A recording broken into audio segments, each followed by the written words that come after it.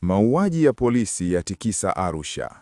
Askari wa jeshi la polisi mkoani Arusha, Roland Mollel, ameuawa kikatili baada ya kikundi cha watu katika mtaa wa Mlimani, kata ya Muriet, jijini humo, kumshambulia na kumuua wakimfananisha na wezi wanaodaiwa kuonekana eneo hilo.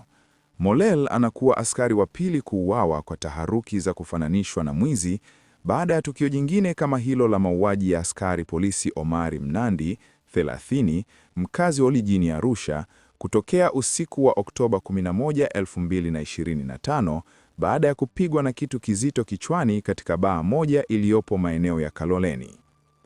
Akielezea kuhusu mauaji hayo Aprili 16, 2026, kamanda wa polisi mkoani humo, kamishna msaidizi mwandamizi wa polisi SACP Justin Masejo, amesema kuwa tukio hilo limetokea Aprili 15 mwaka huu majira ya usiku.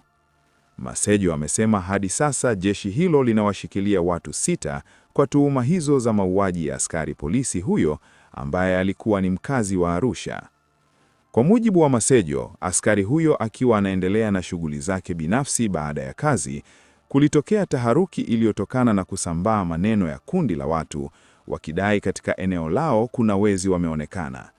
Wakati taharuki hiyo ikiendelea, Masejo alisema polisi alikuwa anapita na mtu mwingine ambaye inadaiwa ni dereva wa bodaboda wakiwa wamepakizana kwenye pikipiki. Hapo ndipo kundi hilo la watu lilipowavamia na kuanza kuwashambulia huku wakiwakimbiza. Watambue wakifanya hivyo ni kuvunja sheria pamoja na kusababisha madhara kwa watu ambao hawana hatia, amefafanua Masejo.